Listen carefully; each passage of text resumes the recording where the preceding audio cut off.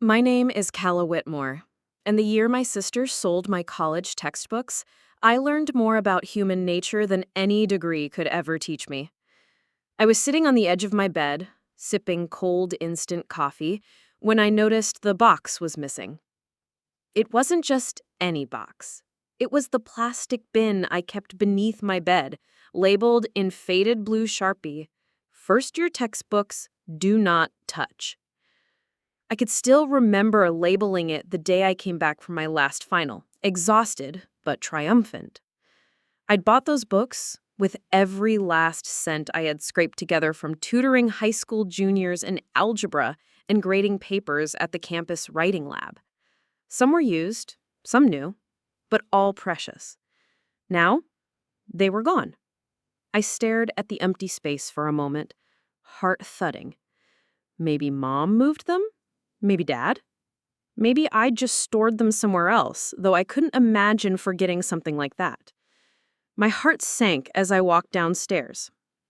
It was early morning in our drafty house on the edge of town, and the only person awake besides me was my sister, Alina. She was perched on the kitchen counter, scrolling on her phone, legs swinging like she didn't have a care in the world. Her strawberry blonde hair was in a messy bun, and she was eating the last peach yogurt. My peach yogurt.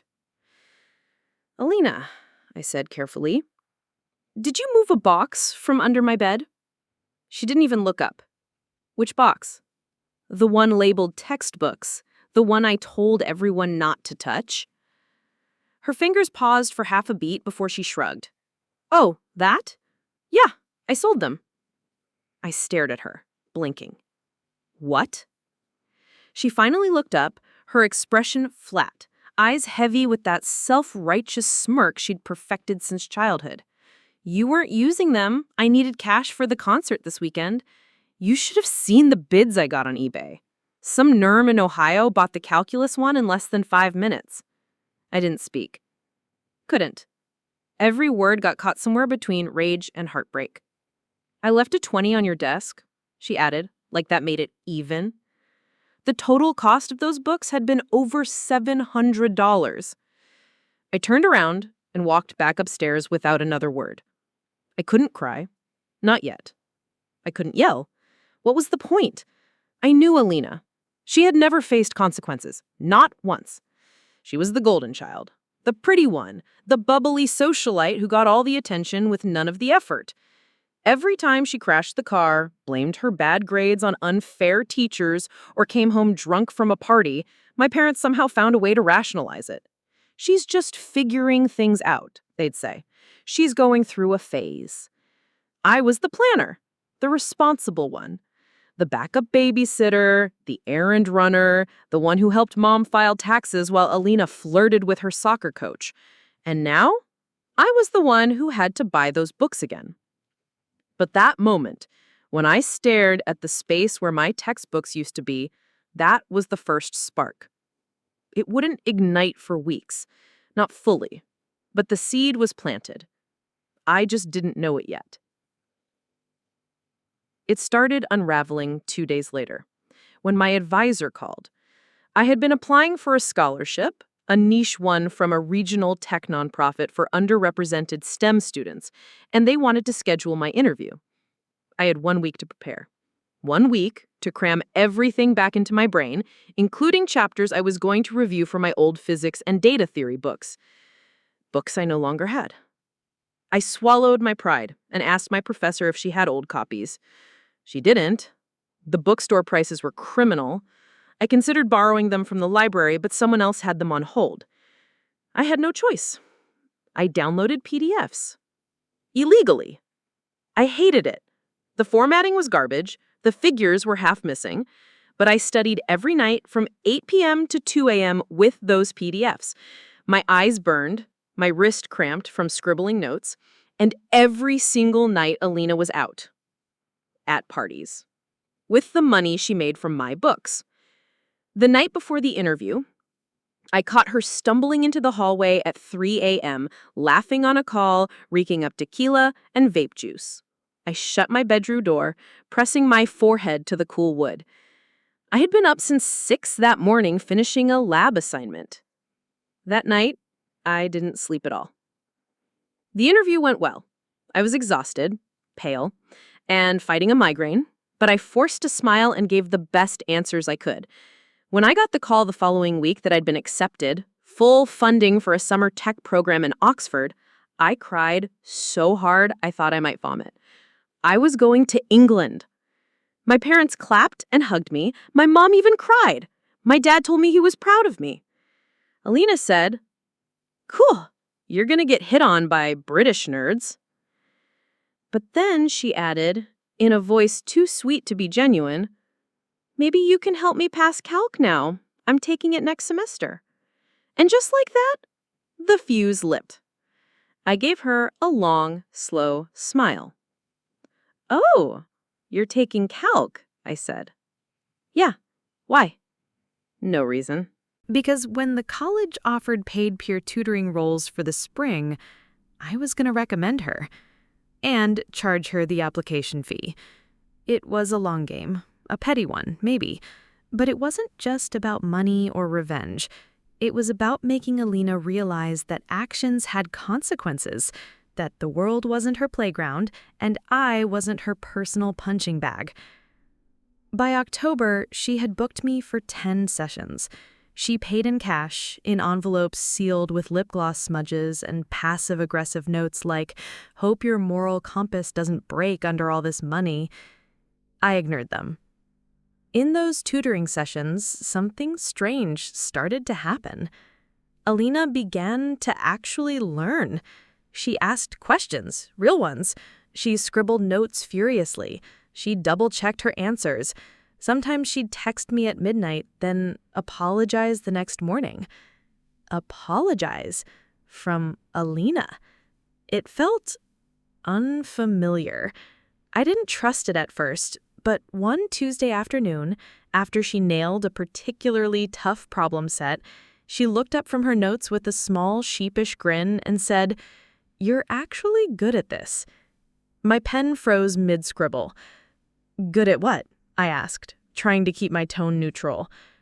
"At teaching, explaining stuff, making me not feel like a total idiot." It wasn't an apology, but it was close.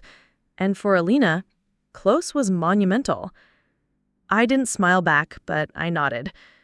That night, I updated my spreadsheet. Yes, I kept a spreadsheet. Every session, every payment, every tiny shift in tone or behavior. It wasn't just out of spite. It was my proof, my experiment.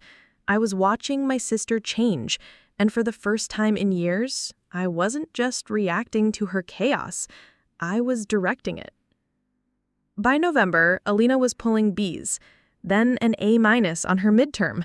She FaceTimed me from the hallway outside her lecture hall, screaming, "Kala, I actually did it." I blinked at the screen. Her eyes were wide, glowing. She looked like a toddler who'd just learned to tie her shoes. "You got the grade?" I asked. She nodded so fast her ponytail whipped across her cheek. 92! I don't know how. You're a wizard." I laughed. I couldn't help it. And for once, she didn't sound like she was mocking me. That night, I opened the envelope she'd slipped under my door. Inside wasn't just cash. It was a note. "I know I was a jerk about your books. I'm sorry. This doesn't fix it, but I see it now. Thanks for not giving up on me. A." I stared at it for 10 minutes. Then I slid it into the back pocket of my favorite notebook. The scholarship committee emailed again in late November. They wanted progress updates, a short video log about our current semester, academic reflections, goals. I dreaded it. Not because I had nothing to say, but because I had too much. How could I summarize everything? The stolen books, the tutoring, the bizarre transformation of my sister from chaos demon to something bordering on earnest. So I told the truth. Not the full truth, but enough. I recorded it in my room. No filters, no makeup, no rehearsed lines. "My name is Kala Whitmore. I'm a second-year STEM student at Holbrook. This semester started rough. I lost access to my textbooks. Long story. But I adapted. I tutored. I rebuilt. I started helping someone close to me, someone who's never believed they were smart. And now they do. So do I.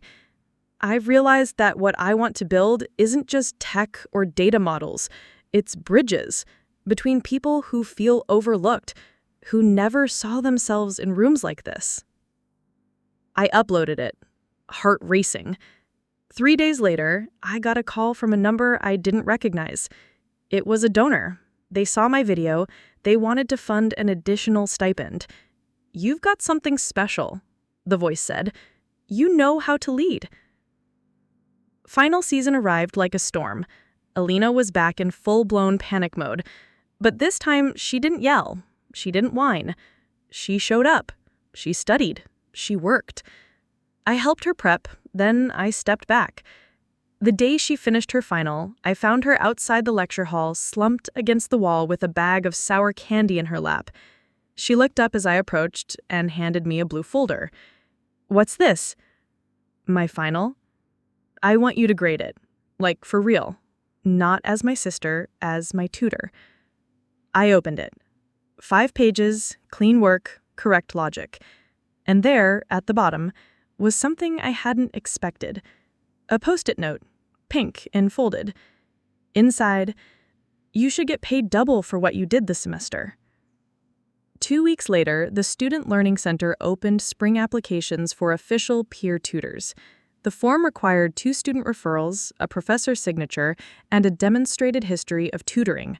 I had all of that. So did Alina. I walked into her room that night with the form in hand. "I'll sign yours if you sign mine." She sat up. "Wait, really? You want me to apply?" "You've earned it." She blinked. "But what if I mess it up? What if I'm not actually good?" "Then you'll learn, like you did this semester." She stared at the form for a long moment, then pulled out a pen. We submitted our applications together. Christmas came and went with little on flair, but something shifted between us. Less tension, more realness. One night she brought 2 mugs of hot cocoa into my room, sat on the floor, and said quietly, "I want to major in education." I nearly dropped my mug. "Seriously?" "Yeah, I think I like helping people. Not just passing tests, but understanding stuff, like you do." I nodded slowly. "You'd be great at it." Then she added, almost nervously, "I kind of want to start a tutoring club, like for people who are scared to ask for help. You know, students like me." My throat tightened. "Let's build it together." And just like that, the second fuse lit. But stories don't stay warm forever. The spring semester brought a different storm, and it started with a single email. To Calla Whitmore. Subject: Academic Integrity Concern. Dear Miss Whitmore, it has come to our attention that there may have been inappropriate collaboration between you and another student in Math 214. We request a meeting to discuss the matter further. My stomach dropped. Math 214. That was Alina's class. Math 214. That was Alina's class. I read the email 3 times, willing it to say something else, anything else. Maybe a scheduling mistake, a glitch, an error in the system. But no, the date was correct, the course code was unmistakable, and my name, my full name, was in the subject line. I sat frozen in my chair, the glow of the laptop painting my pale face in flickering blue light. My fingers hovered over the keyboard, trembling. Academic integrity concern. That was code for cheating. But I hadn't cheated. I hadn't even been in the class. The only connection I had to Math 214 was Alina and the tutoring. And that's when the blood drained from my face. I remembered the final exam. The blue folder, the pages she handed me. I had graded them. I had left notes. But what if she'd submitted my marked up copy? What if she forgot to remove my scribbles? What if she panicked and used my explanations word for word? Or worse, what if someone had seen us together and assumed the worst? I clicked the link to schedule a meeting. The earliest slot was 8:30 a.m. the next morning. I booked it, and I sat back and tried not to hyperventilate. Downstairs, I could hear Alina laughing. She was watching reruns in the living room, probably eating popcorn, totally oblivious to the disaster brewing in my inbox. I didn't sleep that night. I stared at the ceiling, calculating every possible outcome.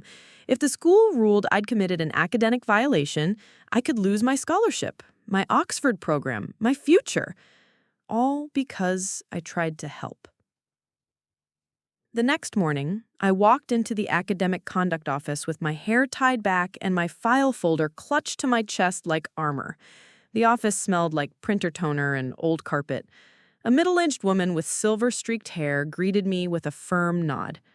"Calla Whitmore?" "Yes. Come in." The room was small and plain.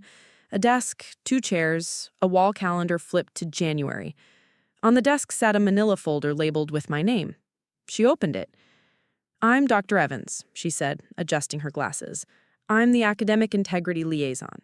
This is not a formal accusation yet. We're just gathering information." I nodded stiffly. She slid a paper across the desk. "This is a copy of the final exam submitted by Alina Whitmore." I recognized it instantly. It was my handwriting. Not Alina's final. Mine. The copy I'd graded for practice. "She's submitted this?" I croaked. Dr. Evans nodded. "The professor flagged it because the handwriting didn't match her in-class work. Upon comparison, it clearly belongs to another student. We pulled your handwriting samples from previous courses. There's a match." "I didn't submit it," I said, panic lacing every word. "I gave her that copy to check her answers. I told her it was just for reference. I didn't know she'd—" "We're not saying you submitted it," Dr. Evans interrupted gently. "We have to determine whether you were complicit."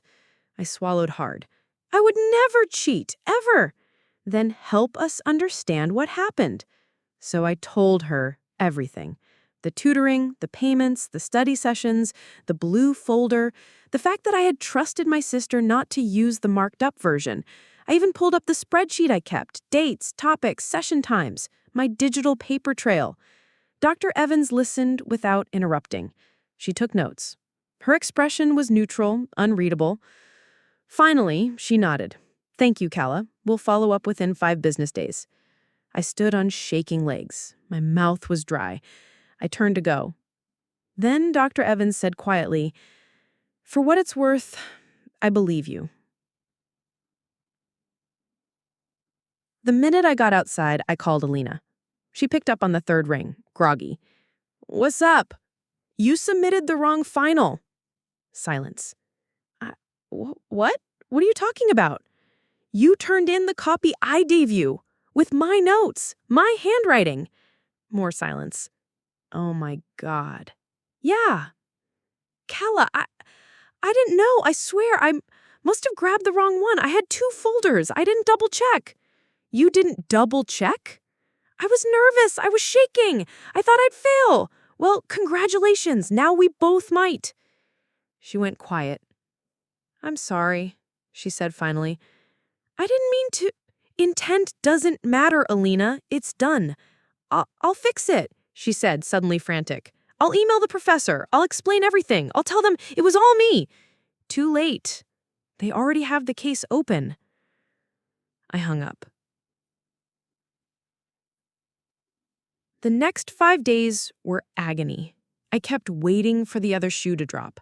A formal notice, a hearing summons, an email revoking my scholarship. Nothing came. Then, on the 6th day, I got the verdict. Dr. Evans had ruled in my favor. I was cleared of any wrongdoing. My record would remain clean. Alina, however, had a disciplinary mark. Not expulsion, not even suspension, just a probation morning and a mandatory ethics workshop. I should have felt relief, maybe even triumph. But I didn't. I felt tired. Later that night, Alina slipped into my room. She was pale, quiet. She said, "I read the report. They said you had receipts, notes, Logs. You saved everything. I nodded. You built a case like a lawyer. I built it because I knew you'd screw up eventually. She winced. Guess I didn't disappoint, she said bitterly. I sighed. Why didn't you just use your own copy? I panicked, she whispered. I didn't trust myself. I thought if I'd copy yours exactly, I'd be safe. Safe? From failing.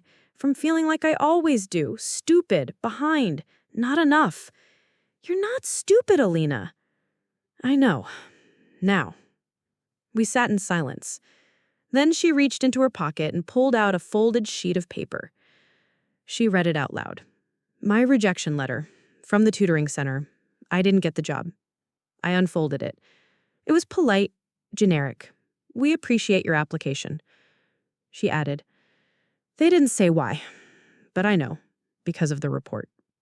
I nodded. I'm sorry, she said, for everything.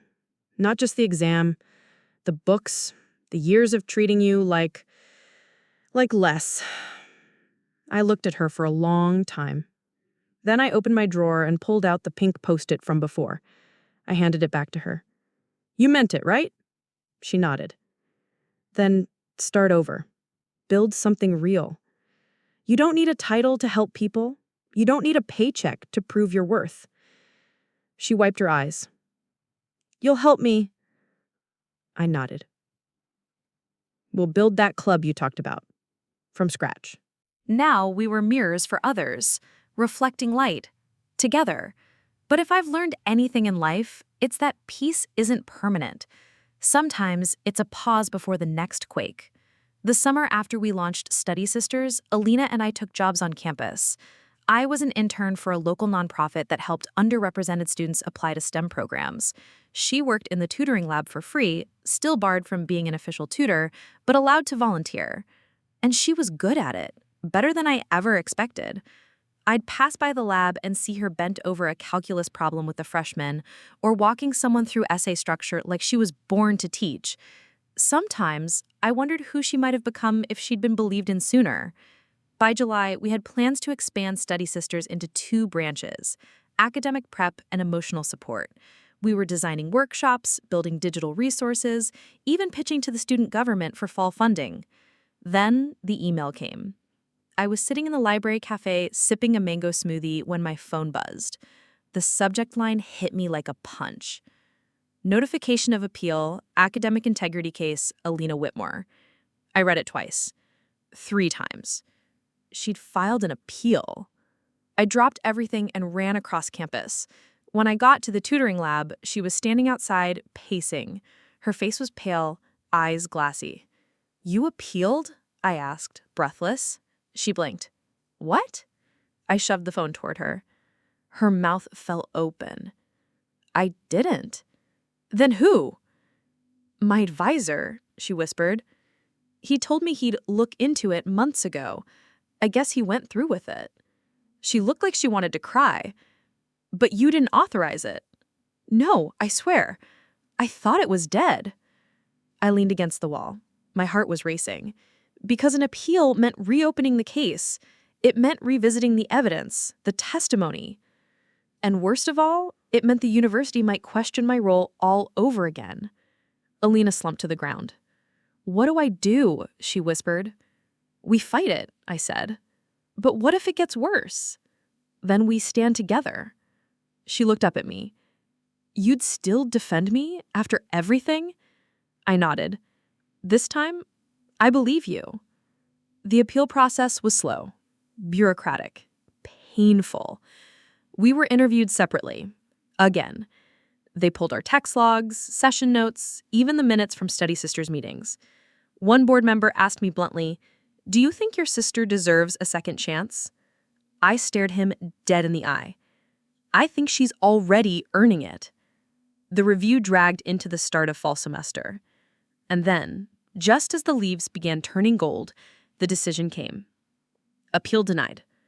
The original sanctions stood. Alina cried. Not because she was punished, but because she'd wanted to prove she could clear her name. And she couldn't. She came into my room that night with puffy eyes and said, "I'm done trying to fix what I broke. I'm just going to build something new." And she did.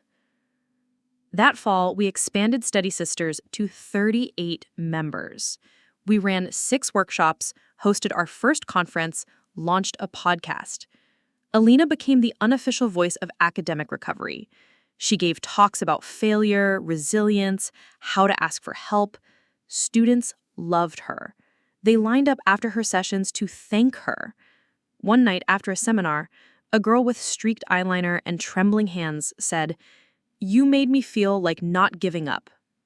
Alina hugged her like a sister. I stood back and watched with pride. But beneath that pride, something else stirred. Jealousy. The truth is, Alina was becoming the face of our club, and I was still the architect in the shadows. She had the charm, the story, the redemption arc. I had the spreadsheets, the grant applications, the late-night crisis calls. When reporters asked to feature us in the school paper, they wanted her photo. When the dean invited us to speak at the donor dinner, she got the mic. She didn't ask for the spotlight, but she didn't step out of it either. And I, Calla Whitmore, the sister who started this because she lost a box of books, was becoming invisible. Again. It hit me hardest the night of the scholarship gala. They called Alina up to accept an award for student impact. I sat at the back table, smiling through my teeth. She looked stunning, confident, poised.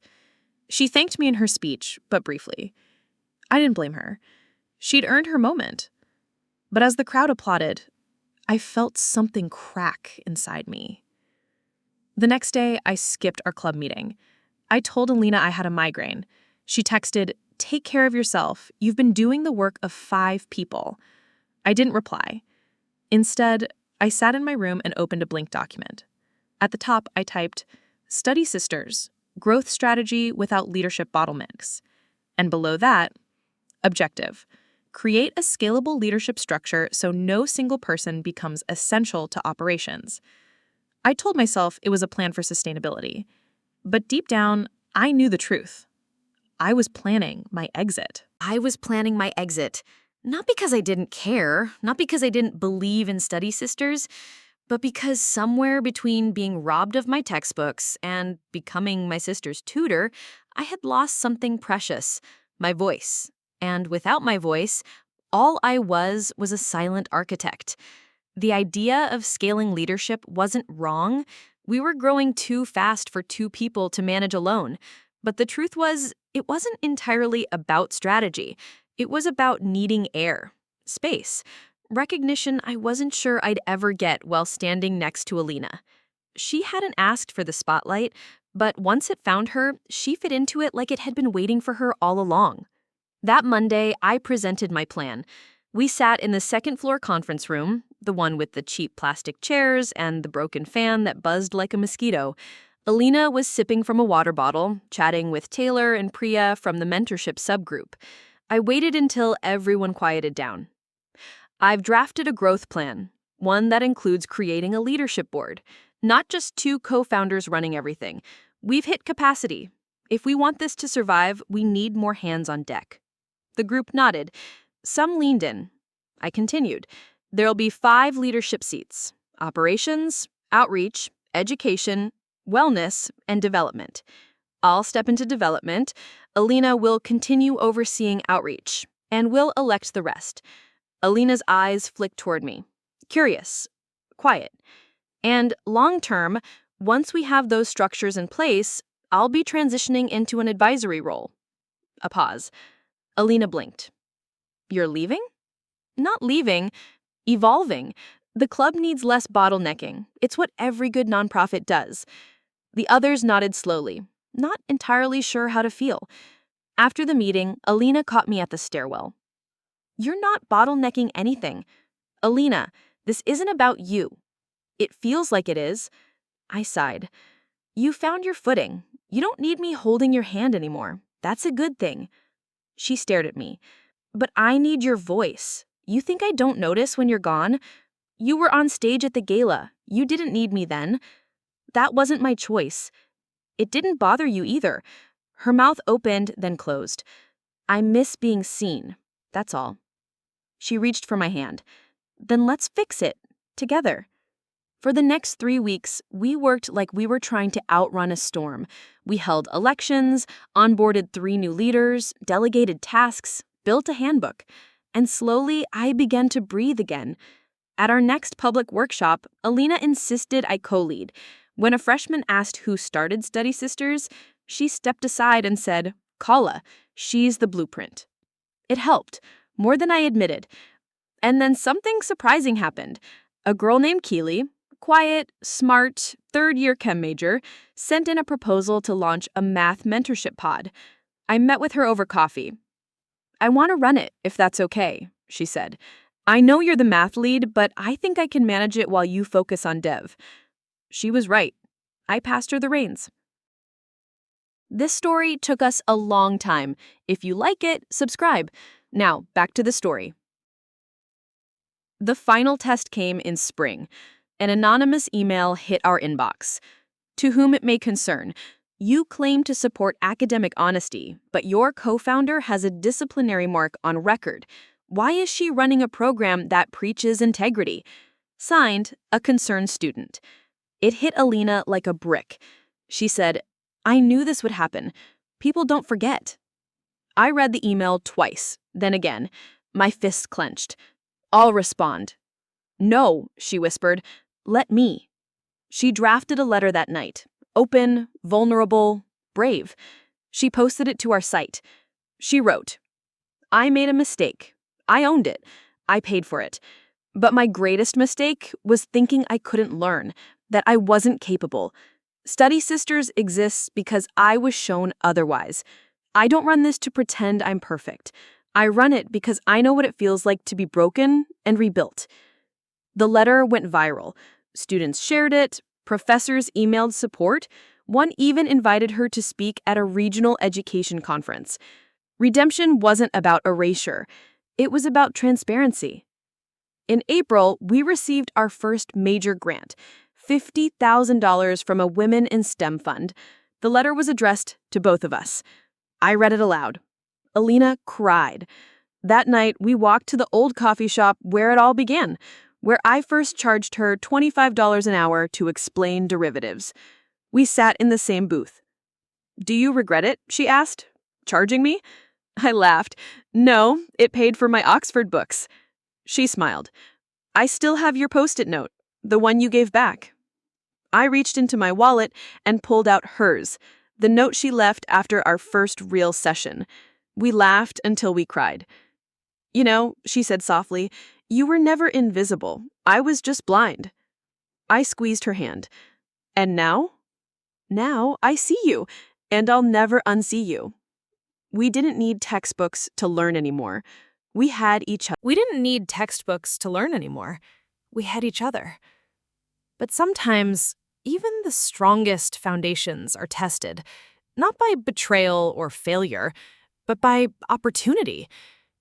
3 weeks after our grant announcement, I got an email from a professor I'd met during the Oxford summer program, Dr. Elise Rutherford. She was launching an international edtech startup focused on AI-powered learning tools for underserved schools. She wanted me on her founding team. London. 6-month minimum commitment. Equity included. It didn't feel real.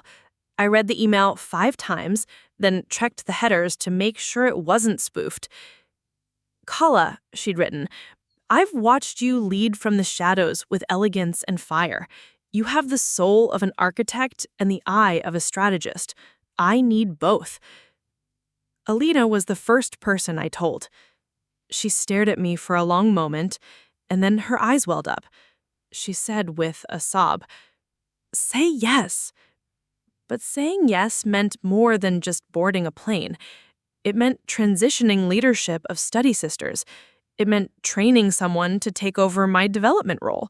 It meant letting go. I met with the core leadership team, Keely, Priya, Taylor, and 2 new coordinators who had quickly become rising stars. "I'll be remote," I promised, "but I won't be in the weeds, not the day-to-day." Who's going to handle partnerships? Priya asked. You are, I said. Her jaw dropped. And grant writing? Taylor added. Keely. They stared at me like I'd handed them the keys to a kingdom. Then they smiled. They were ready. Alina and I spent our last week together the way we used to before Study Sisters took over our lives, making playlists, staying up late, rewatching old movies, eating microwave popcorn for dinner. On the night before my flight, she gave me a gift, a framed photo of our first tutoring session. I didn't even know she'd taken one. In the picture, I'm sitting at the coffee shop table mid-sentence, pointing at a diagram. Alina's watching me with her chin in her hand, eyes narrowed in focus. Behind us, in the blurry background, someone had scribbled on the chalkboard wall, "Don't underestimate the quiet ones." She'd circled it in red pen. London was overwhelming and electric. The startup team was brilliant, diverse, scrappy. We worked out of a co-working space with exposed brick and terrible coffee. I missed home. I missed my sister. But I was alive in a way I hadn't felt since before the textbooks disappeared. I was building again. We designed tools that adapted to student needs in real time, tools that could learn how students learned. The first time we piloted in a classroom in East London, I watched a 10-year-old who'd struggled all year suddenly solve a math problem on her tablet and gasp like she'd seen magic. It was. Alina and I video called every Sunday. She kept me updated on Study Sisters. She said once, "We're launching a peer-led mentoring certification built off our model. We're training student mentors on how to actually listen, not just solve." Another time, we got invited to present at a regional education conference in Brussels. I'm terrified and thrilled. And once, late at night, eyes glassy through the webcam, "I miss you. I wish I'd known you like this sooner." I smiled. We know each other now. That's what matters. When the EdTech product launched, I sent her a beta invite. She texted, "This is wizardry. You've built Hogwarts." I replied, "Only if you're the head girl." The year passed in a blur. By spring, I had an offer to stay on full time. They wanted me to lead product development. But home was calling, not because I didn't love the work, but because something had shifted again. Alina had applied for a graduate program in education reform. She got in. Holbrook University, the same place we once whispered our dreams about. She was going back to school. I was going home. There's something surreal about returning to the place where your pain once lived, especially when you come back not to hide, but to lead. I landed back in the States on a rainy Thursday in May. The city smelled like wet sidewalks and summer coming early. Mom picked me up from the airport, beaming through her windshield wipers. She'd packed my favorite snacks in the back seat: sesame sticks, trail mix, and chocolate-covered almonds from that weird organic store only she liked. But it wasn't just the snacks. It was her eyes, the way she looked at me, like I'd become someone new. "You always had it in you," she whispered as we pulled into the driveway. "I just didn't know how to see it." Alina wasn't home when I arrived. She was at a youth mentoring seminar 3 towns over. She texted me a dozen crying emojis and a selfie of her holding a name badge that read, "Alina Whitmore, guest speaker." I unpacked slowly, set my framed photo on the desk, opened my old laptop. I hadn't powered it on in months. The desktop wallpaper was still that grainy shot of us at the first Study Sisters meetup, me holding a dry erase marker, Alina trying to photobomb. It felt like a different life. That Sunday, she came home. We hugged so hard, I thought my ribs might crack. "You smell like British libraries," she said, burying her face in my shoulder. "You smell like chalk dust and trauma-informed pedagogy," I shot back. We didn't stop talking for 6 hours. Over the next few weeks, I eased back into the Study Sisters ecosystem. The team had changed, grown, evolved. Keeley was now head of strategy. Priya was managing international partnerships. Taylor had moved on to a social impact firm, but still advised monthly. They greeted me with open arms, but also with guarded eyes. Not suspicious, just aware. I wasn't their savior anymore. I was their returning founder, an elder sibling, and I loved it. The power dynamics had shifted, flattened. It wasn't my job to steer every ship, but it was my responsibility to anchor the fleet. We held a team retreat in June, rented out a cabin 2 hours from campus. No cell signal, no laptops, just notebooks, firewood, and too many snacks. The theme of the weekend was legacy. What does Study Sisters look like in 5 years? Keeley asked over pancakes. What do we protect? What do we release? Alina drew a diagram in the dirt with a stick, a root system branching out from a single seed.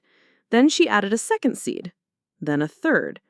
She said, "We're not a tree, we're a forest. Everyone who joins adds another root." That night, I wrote my mission statement in my journal. I don't want to be the face. I want to be the blueprint, the thing they build on top of, not because I was perfect, but because I paved the path with everything I had. On July, we launched our first digital certification course. It was self-paced, trauma-informed, and entirely built by students. Within 2 weeks, over 800 people had signed up. And then something wild happened. A producer from a major education documentary series reached out. She'd heard about us through a panel Alina had been on. She wanted to feature us. Not just a segment, an entire episode. Alina turned to me after the call, eyes wide. "I think we're about to be famous." I grinned. Only if they get our good sides. Filming began in August. It was surreal. Cameras following us through classrooms, study halls, even dorm laundry rooms. They captured everything. The chaos, the laughter, the tense moments between deadlines, the quiet support during one student's panic attack before a stats exam. They interviewed Alina on a rooftop at sunset. Her silhouette glowed against the amber light. When they asked her what it meant to be a study sister, she said, "It means refusing to let shame make your decisions. It means loving people where they are and believing in where they're going." Then they interviewed me in the library. I said, "I started this because I wanted justice for myself. I kept it going because I saw what justice could look like for others." The night before the documentary aired, Alina and I camped out in the living room. We made popcorn. She wore fuzzy socks with avocados on them. I wore my Oxford hoodie. When the episode ended, we sat in silence for a long time. Then she whispered, "Do you ever miss the beginning? Just you, me, and a chalkboard?" I nodded. "Sometimes. But I wouldn't trade this." She turned to me, eyes shining. "We changed lives." I corrected her gently. "We helped people change their own." The next morning, we woke up to hundreds of emails. Parents, teachers, students, some from as far as Nairobi and Sao Paulo. They wanted to start their own Study Sisters chapters. One girl wrote, "My older sister used to tell me I was the dumb one. Watching your story made me realize that I'm not dumb. I'm just learning in my own way." Alina cried reading that one. So did I. In October, we hosted our first international summit. 3 days, 4 languages, 60 panels. Alina gave the keynote.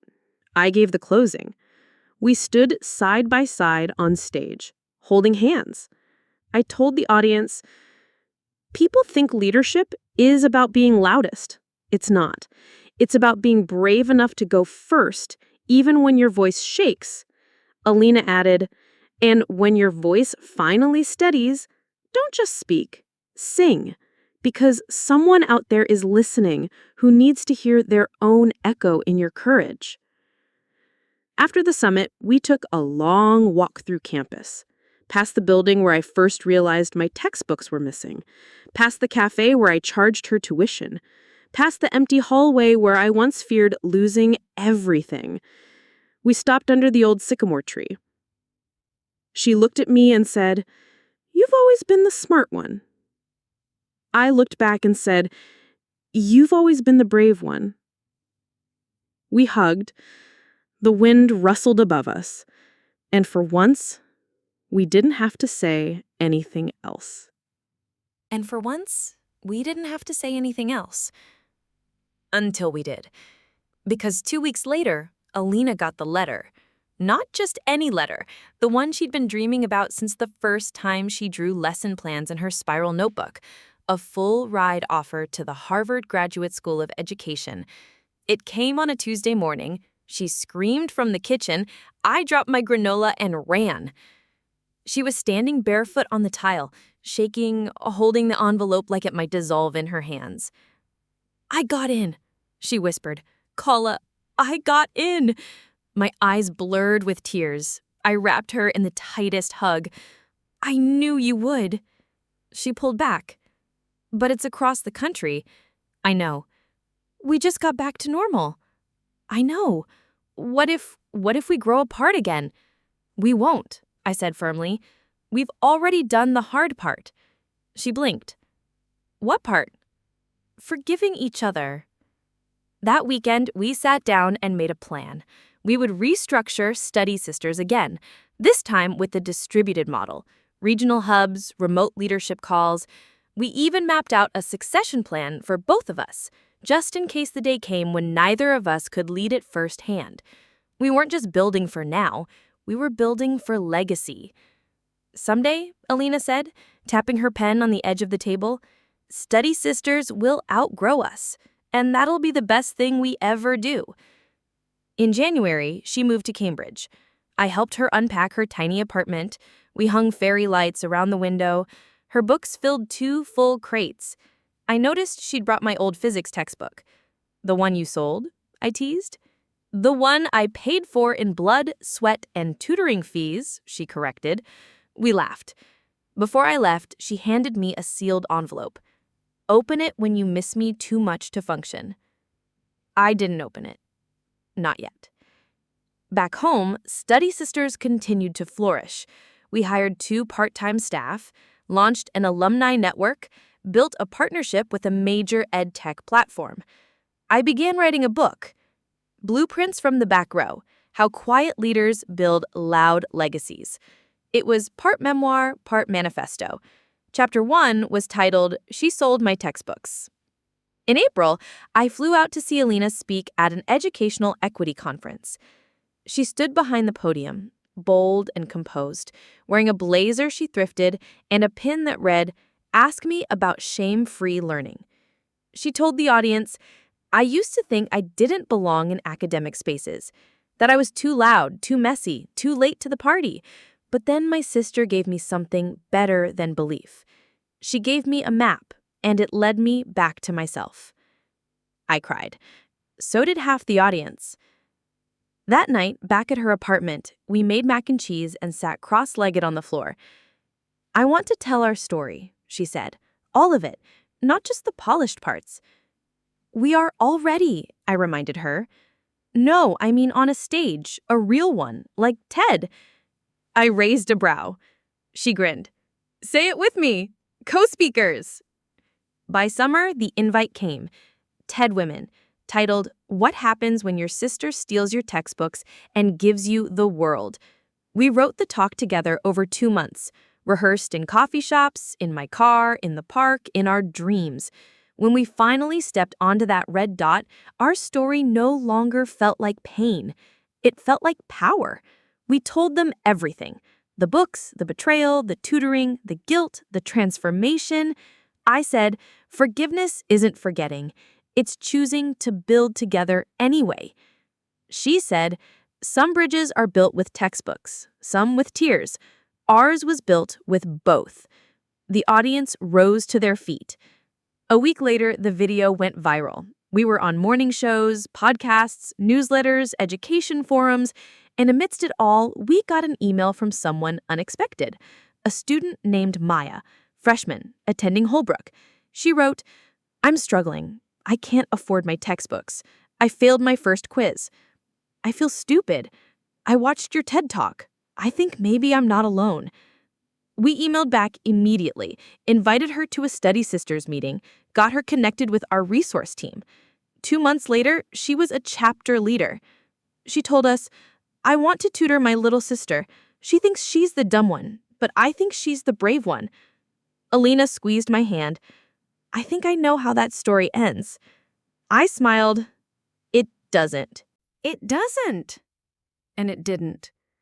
Because every time we thought the story had reached its final page, someone new would write their own beginning using the pages we left behind.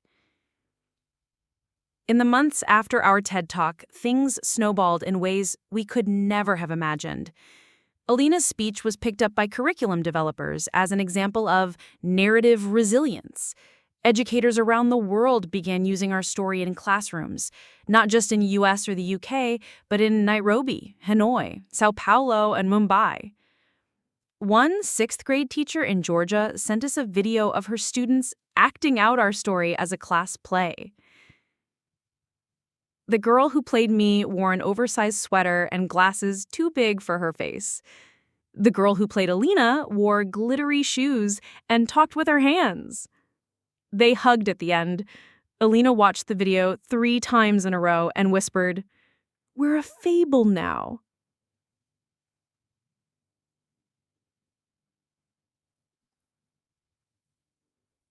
You already are. But Alina was never content with already. That was the difference between us. I built things to last. She built things to grow. The course she proposed, built from my old tutoring logs and her new curriculum design degree, launched the following spring.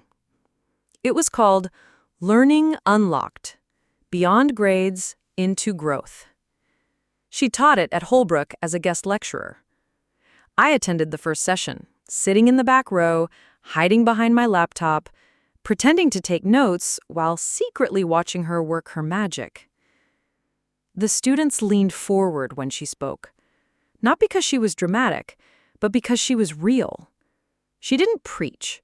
She asked questions that cracked people open. "Who told you that you had to be the best to be worthy?" she asked the room. One girl raised her hand slowly. "My mom. And maybe me." Alina smiled gently. "Let's rewrite that story together." The course gained traction faster than anyone expected. Education blogs picked it up. A curriculum developer in Helsinki emailed us asking to translate it into Finnish.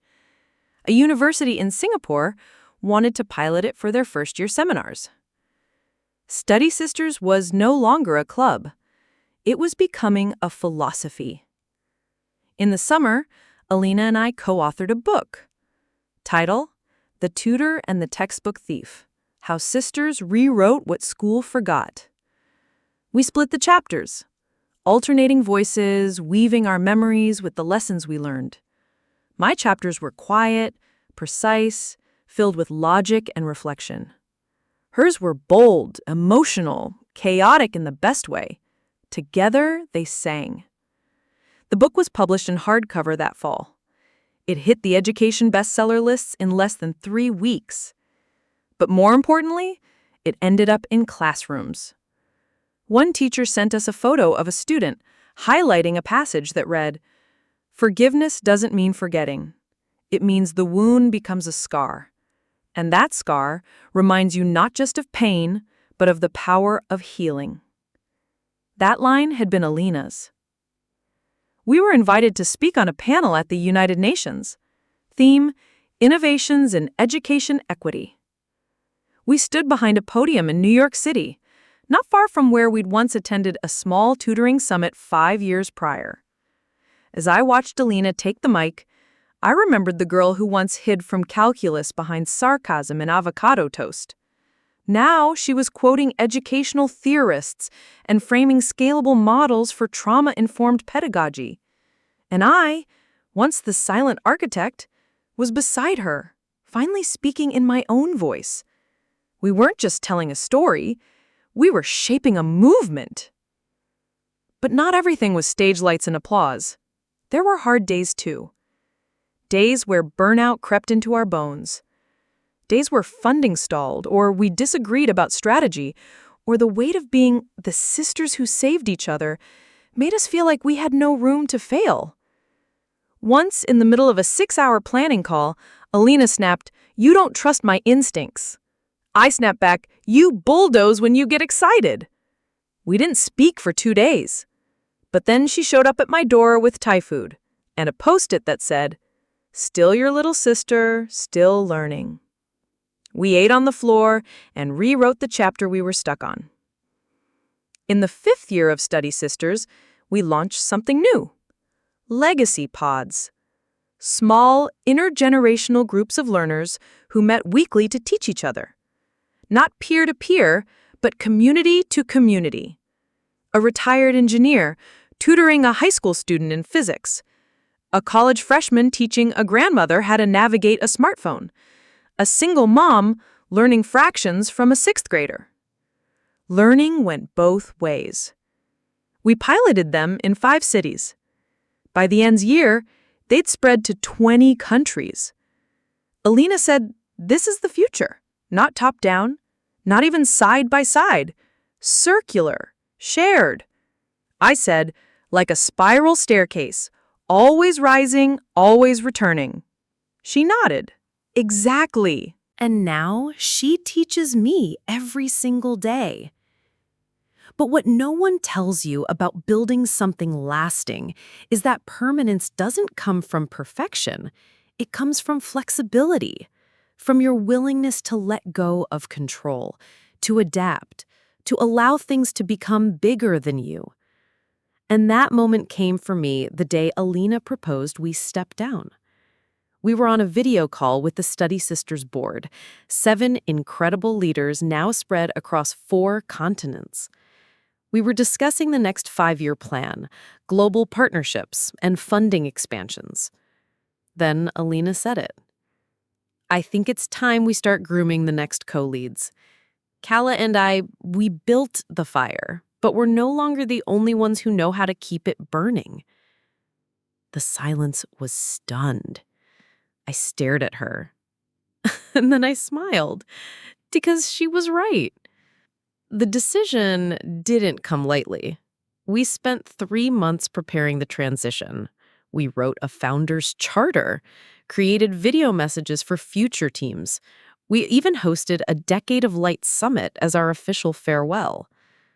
The night before we stepped down, we sat under the same sycamore tree where so many of our milestones had unfolded. She pulled out a tiny lockbox. Inside were tokens from our journey.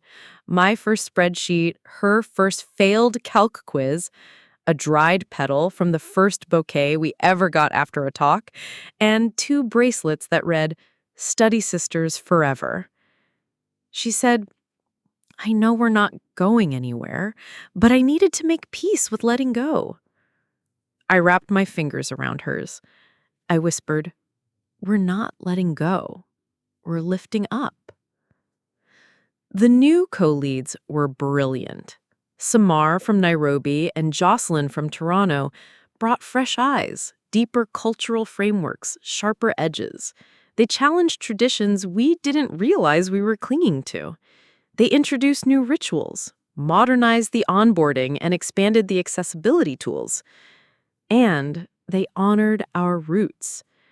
In their first major address, they opened with, "We were raised by sisters who taught us that failure isn't a flaw, it's a language, and we speak it fluently now." We watched from the audience, our hands clasped tight. Without the day-to-day grind of operations, Alina and I turned to new missions. She co-founded a policy consultancy aimed at rewriting school discipline systems. She said, "Too many kids are punished for behaviors they were never taught to manage." I launched a fellowship program for underrepresented students pursuing educational design. I told my cohort, we need more architects of empathy. And once a year, we returned to Holbrook to guest teach the class we had built together. Every time, we'd walk into the lecture hall and find a new generation of students clutching notebooks, eyes bright, eager to learn how to turn their mess into a message. But even as the legacy grew, we never forgot where it started. One rainy Saturday, I visited my old room at our childhood home. Mom had turned it into a guest space, but she'd left one thing untouched: the shelf under the bed. Inside was the original box, the one I'd labeled, "First Year Textbooks Do Not Touch." I pulled it out slowly. The bin creaked open. Inside, beneath a few dog-eared covers and loose paper, I found a folded note I'd long forgotten. In my own handwriting, "Someday, this will all matter. Even the anger, even the silence. Someday, it will make sense." I stared at it for a long time. It already had. That summer, we co-wrote one final piece together. A manifesto, not for study sisters, but for the world. Title, The Learner's Bill of Rights. We drafted 10 principles. 1. You have the right to learn at your own pace. 2. You have the right to fail without being branded a failure. 3. You have the right to ask questions without fear. 4. You have the right to teachers who see your worth beyond grades. 5. You have the right to say, "I don't understand yet." 6. You have the right to rest. 7. You have the right to start over. 8. You have the right to be more than one thing. 9. You have the right to make your own map. And 10. You have the right to be seen, even in your quietest moments. We released it online with no fanfare, no press release, but it exploded. Within a week, it had been translated into 42 languages, shared by school districts, pinned on guidance counselor walls, and tattooed, yes, tattooed, on one teacher's forearm in Oregon. And then the wildest thing of all happened. A group of students at Holbrook, none of whom had ever met us, started a new chapter. They didn't call it Study Sisters. They called it the Echo Project. Their mission was to amplify the voices of those who felt erased. Their tagline? Because someone somewhere once believed in us loud enough that we believed in ourselves. Alina printed it out and taped it to her wall. We both stared at it in silence. Then she turned to me and said, "We are echoes now." It was beautiful. But the most beautiful part? We didn't need to be in the room anymore to feel seen. By the time the Echo Project reached its second year, the students had reimagined everything. They fused social justice with STEM tutoring. They held reflection circles after every exam season. They even launched a scholarship fund, funded not by institutions, but by alumni who'd once been saved by the very programs Alina and I helped build. "I don't think they even realize we started it all," I told Alina one night. She looked up from her laptop, smiled. "That's how you know we did it right." Legacy isn't a nameplate. It's a ripple. And in the ripples that followed, I began to redefine myself again. Not as a co-founder, not as a builder, but as a listener. I spent the next year on what I called my listening tour. I visited small-town schools in the Midwest, inner-city charter programs in LA, indigenous learning hubs in Alberta, one-room classrooms in rural Mexico. Everywhere I went, I asked the same question: what do you wish your teachers knew? And from the answers, I built a new tool, EchoMind, an AI-assisted platform that translated student feedback into actionable insights for educators. empathy-driven data, built to amplify the unspoken. Alina called it Tech with a Heart. By its third pilot, it was already being integrated into 10 different school systems. Meanwhile, she was rewriting national guidelines. She was tapped by the Department of Education to serve on an advisory panel for restorative learning practices. Her white paper on relearning the learner became a must-read across teaching colleges. She wasn't just Alina, the girl who failed calculus.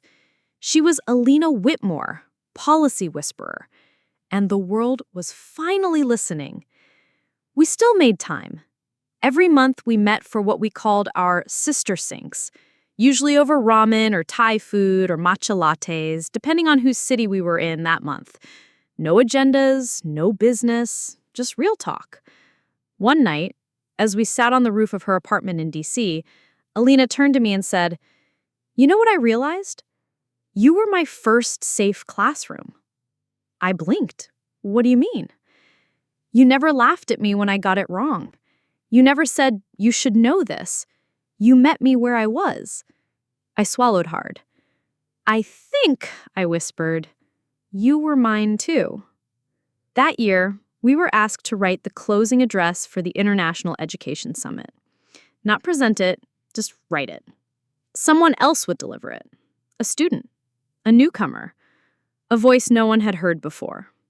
We sat down together on the floor of a cabin in the woods and drafted it by candlelight. We wrote, "There will always be louder voices, bigger resumes, sharper suits. But listen for the quiet ones, the ones holding the thread of a better way. They're weaving futures in the back row. Let them rise." The student who delivered it was 19. Her voice shook halfway through. Then she steadied. And when she said the last line, the room erupted. Afterward, we didn't go backstage. We didn't wave. We sat in the back and held hands. No one recognized us. And that felt perfect. In the spring of the 12th year, Alina got married. A small ceremony, garden venue. Her vows included a line that made everyone cry. To love someone is to tutor their soul without needing credit. Her partner Lilo wept the whole time. So did I. My speech at the reception was short. I used to think my sister would never grow up. I used to think I'd have to drag her through life problem by problem. But now I see she was never the problem. She was the lesson. Alina pulled me into the longest hug of our lives. A few months later, she surprised me. A scholarship had been created in my name. Not hers, mine. The Kayla Whitmore Fund for Quiet Changemakers, funded by anonymous donors, though I had a strong suspicion. The first recipient, a girl named June. Neurodivergent, brilliant, soft-spoken. She'd built a whole peer mentoring network in her small town but didn't know how to apply to college. We flew her out to the Study Sisters Institute for training. She stood in front of the room and said, "I never thought I mattered until I realized someone else thought I did." She looked at me. I cried again. One evening, while organizing old files, I came across the spreadsheet. ALINA-tutorlog.xlsx. 15 sessions. Dates, topics, hours paid, notes. I scrolled to the bottom. The last cell read, Session number 16, unknown. Still ongoing. I smiled. Still ongoing. Still learning, still building, still becoming. This is not the end. This is a continuation, because some stories don't close. They echo, and echo, and echo. And somehow, even after everything, after a decade of lectures, summits, publications, policy reforms, and a global network of learners, those echoes still found their way back to where it all began, back to us. The spring after our 13th anniversary, Alina and I were invited to do something we hadn't done in years. Teach. Not just a talk, not a keynote, not a guest workshop, but a full semester course. Holbrook School of Education offered us a team-taught honors seminar titled Redesigning Learning from the Ground Up. We debated it for 2 weeks. Our lives were full, we had obligations, other projects. But the chance to co-create something just the two of us, to come full circle in the place we once barely survived, it was too perfect to pass up. So we said yes. That semester was magic. Our students were fearless. They challenged everything. They asked why syllabi were still designed like rule books, why grades were so tied to performance and not progress, why no one ever taught them how to fail with dignity. One student said, "My high school taught me how to memorize facts. This class taught me how to remember myself." Another wrote in her final paper, "I used to think success was something I had to perform. Now I know it's something I can define." Alina framed that quote, hung it in her hallway. We designed the course around our personal arc. Week 1, when learning hurts. Week 2, invisible learners. Week 3, shame and shadow pedagogy. Week 4, tutors and translators. Week 5, repairing academic trust. Week 6, study sisters as case study. Week 7, quiet power, loud change. Week 8, systems that listen. Week 9, rewriting belonging. Week 10, blueprint building. Week 11, scaling empathy. Week 12, legacy in motion. On the final day, we gave no exam. Instead, we asked them to teach us. We sat in the back. They took the lead. Each student stood at the front and taught for 5 minutes. Not a lecture, but a lesson from life. One shared how she used to hide her stutter by staying silent in class. Another taught us how she translated math formulas into choreography to understand them through movement. Every single one made us cry. The department head called the course a revolution in disguise. She asked us to submit the syllabus for a National Teaching Award. We declined. This wasn't about accolades, Alina said. It was about closing a circle. After that semester, we didn't return to teach. We left it as it was, whole, golden, untouched.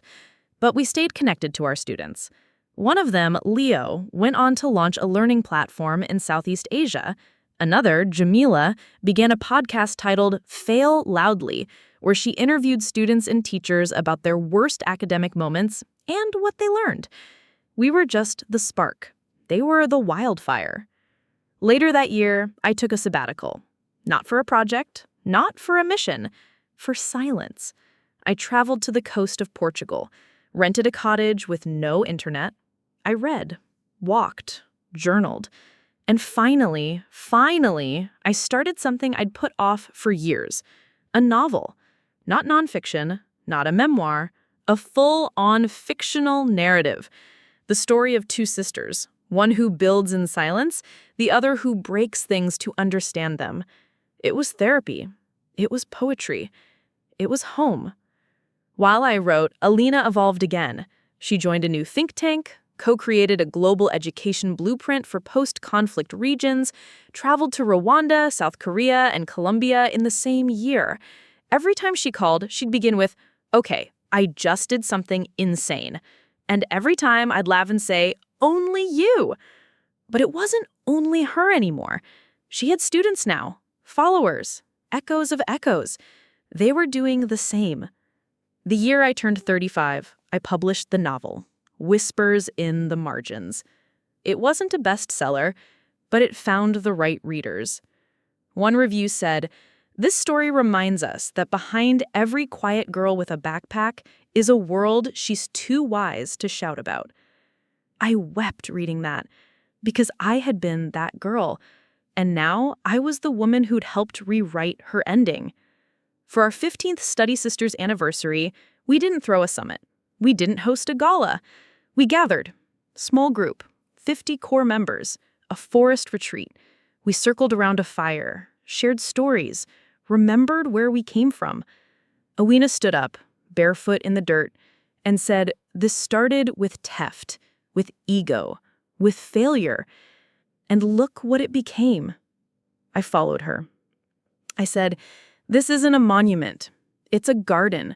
We just happen to be the first seeds." That night, someone pulled out an old laptop. On it, the original TED Talk. We all watched it in silence. When it ended, one of the youngest members turned to us and asked, "Do you still believe everything you said back then?" Alina smiled. "More than ever." I nodded. "But with one addition," I said. "What's that?" they asked. "That we're not done." Because the truth was, we weren't. The world was still learning how to learn. And we were still there, quietly, persistently, lovingly, guiding the next hand to pick up the pen. We were still there, quietly, persistently, lovingly guiding the next hand to pick up the pen. But guidance isn't always grand. Sometimes it's a late-night message from a girl in Delhi who just got a 64 on her algebra exam and thinks it means she'll never amount to anything. Sometimes it's a lunch hour spent responding to emails from burned-out teachers who've been told to fix students with no time, no tools, no empathy. Sometimes it's reminding yourself to pause long enough to remember where it all began. For us, that reminder came in the form of a brown envelope with no return address. Inside was a single sheet of paper, typed, bolded. "You don't know me, but your story saved me. I was about to drop out. Then I watched your TED Talk. Then I read your book. Then I joined at the Echo Project. Now, I tutor students who've been told they're slow. Turns out, they're just scared. Like I was. Thank you." Underneath was a drawing. 2 figures, one short-haired, one long-haired, sitting across from each other at a table covered in books. A heart-shaped speech bubble floated between them. The signature? Just another echo. Alina cried when she read it. So did I. We framed it. That year, the Echo Project itself was nominated for a Global Youth Leadership Award. Samar and Jocelyn, the former co-leads of Study Sisters, now served on their advisory board. The lines between what we'd started and what had grown from it blurred beautifully. We no longer needed our fingerprints to feel our presence. And that was exactly the point. As we entered the 16th year of the journey, Alina and I met in Tuscany.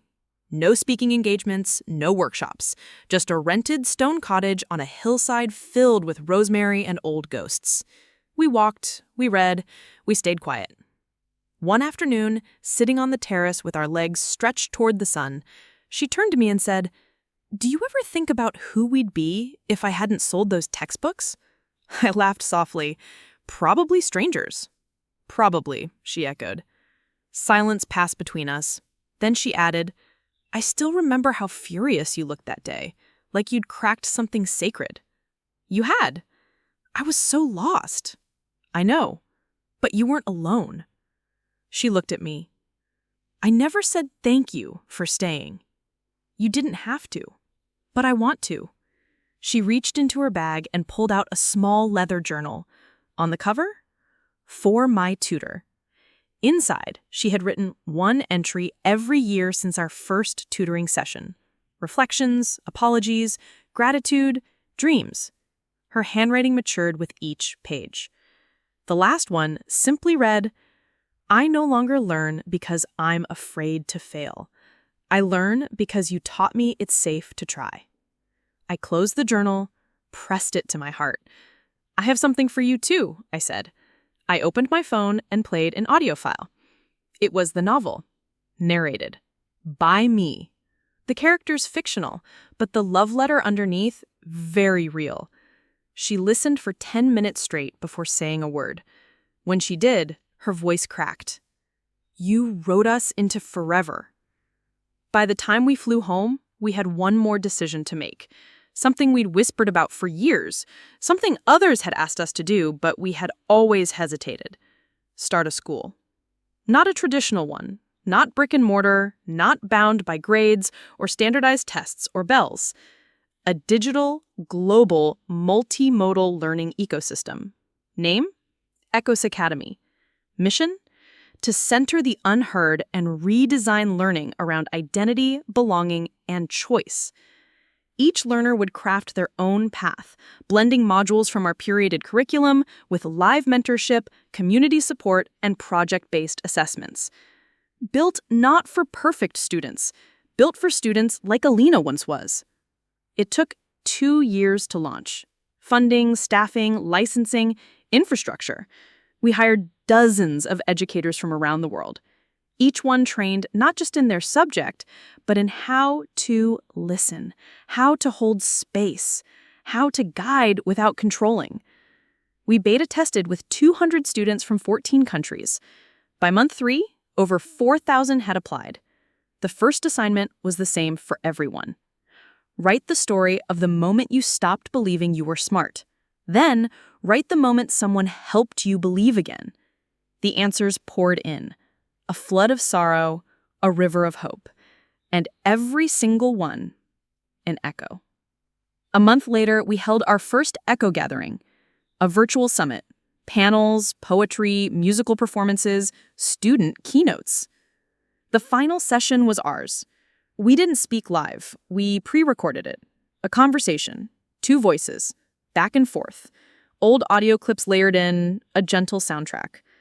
We ended it with, "We were never meant to be heroes, just humans, just sisters, one who forgot her worth, one who fought for it, and both who chose to grow." Then, silence. Then, applause from across the world. As the years continued, we watched Echos Academy grow into something vast. Learners became guides, guides became leaders, leaders built their own branches. Echo France, Echo Nigeria, Echo Chile, Echo Japan. And eventually, we stepped back again. Not because we weren't invested, but because we trusted what we built and what it became. Because we trusted what we built and what it became. But no story worth telling ever truly ends. Not when it's woven into thousands of lives, stitched together by moments of courage, of quiet defiance, of radical love disguised as ordinary tutoring. That final year, the 15th, we didn't set out to make a big splash. No fanfare, no dramatic curtain call. Just an intention. To close the chapter with dignity and grace, so the next authors could begin theirs. But as always, the world had other plans. It started with a single email. Subject: Nomination, Kala and Alina Whitmore, Nobel Peace Prize in Education Innovation. I thought it was spam. I almost deleted it. Then Alina called. "Did you see it?" Her voice was shaking. I can't be real," I whispered. But it was. Someone, a coalition of educators, researchers, and international human rights advocates, had put forth our names for the Nobel. Not because of a single act, but because of 15 years of consistent, scalable, human-first education design. Because we proved that listening was just as revolutionary as leading. We didn't expect to win. We didn't campaign. We just went on with our work. Quietly. Steadily. Just like always. But then, one cold morning in Oslo, we got the call. The ceremony was surreal. Thousands of cameras, millions of viewers. But as we stepped onto the stage, it wasn't the lights or the applause that got me. It was the memory of the box under my bed, of the girl who sold my textbooks, of the night I stayed up rereading PDFs on a borrowed laptop, of the envelope she left on my desk, of the moment we decided to charge tuition and rebuild trust. It all returned in one rush. And then, Alina took my hand. We stepped forward together. She spoke first. "We didn't come here to be celebrated. We came here because once I forgot what I was worth, and someone who could have walked away didn't. I didn't stay because I'm a saint. I stayed because I saw her. The real her. The version the world was too distracted to notice. And we built a bridge between who we were and who we could be. We believe every learner deserves that chance. Every sister. Every student. Every echo. A standing ovation followed. But what moved us most came the next day. We returned to our hotel to find a stack of letters. Hundreds of them. One stood out. Written in pencil by a boy named Eli, age 12. Dear Kala and Alina, I don't like school. I always feel dumb. But my tutor showed me your video. He said, even if you mess up, you can still matter. I'm going to be a tutor someday.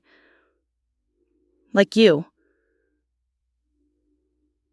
Alina wept.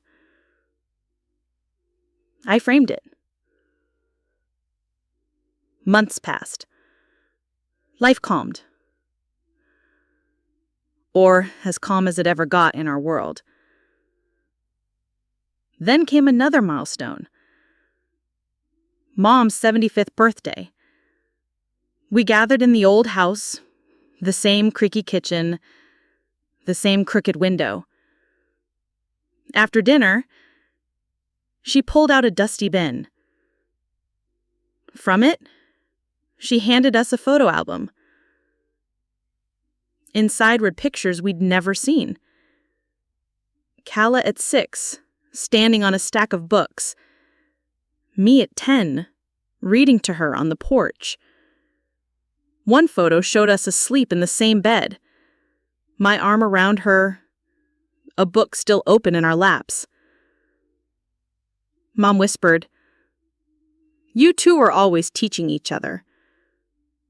Even before the world noticed.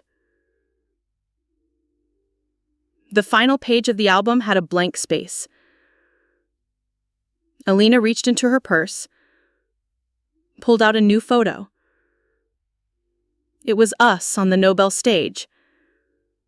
She slipped it into place, then added a sticky note beneath. For the record, I still owe her $700 in textbooks. We laughed so hard we cried. In the years that followed, our roles shifted again. We mentored, advised, consulted. But we didn't build new empires. We tended to what we'd grown. We visited eco campuses around the world.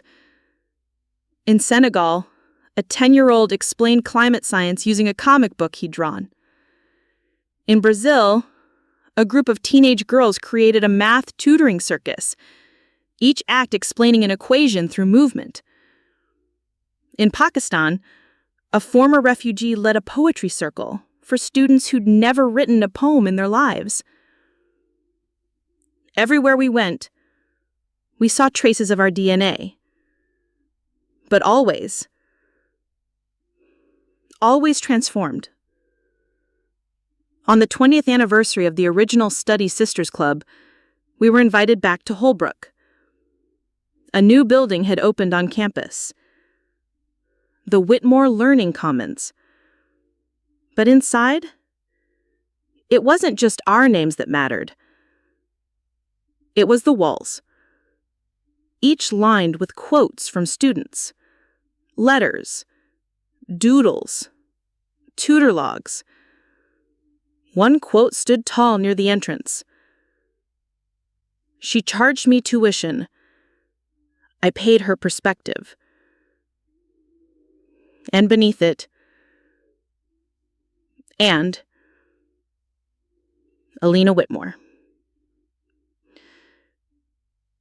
We gave no speech that day.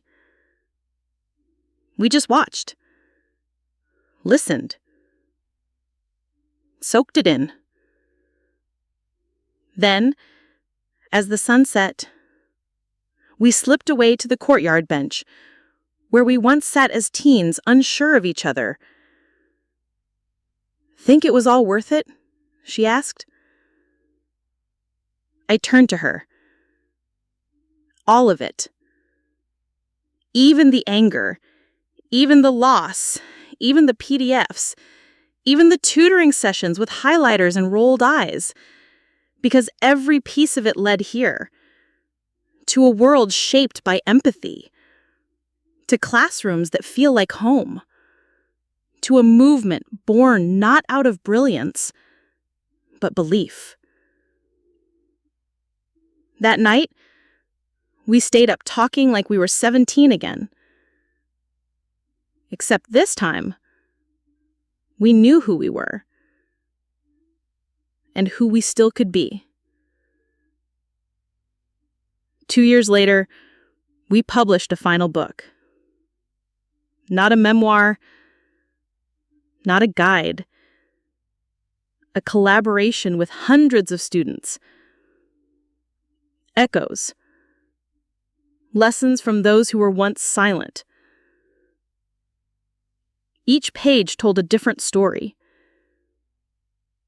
And on the dedication page, for the sisters you come from, and the sisters you'll become. And now, we rest more. We watch. We mentor. We cheer from the sidelines. But every so often, when a student sends a message, or a teacher quotes our words, or a stranger thanks us for making failure feel like a beginning, we look at each other and we remember. It started with a stolen box of books. It became a shared library of healing. And it never really ended. It just kept echoing. Forever.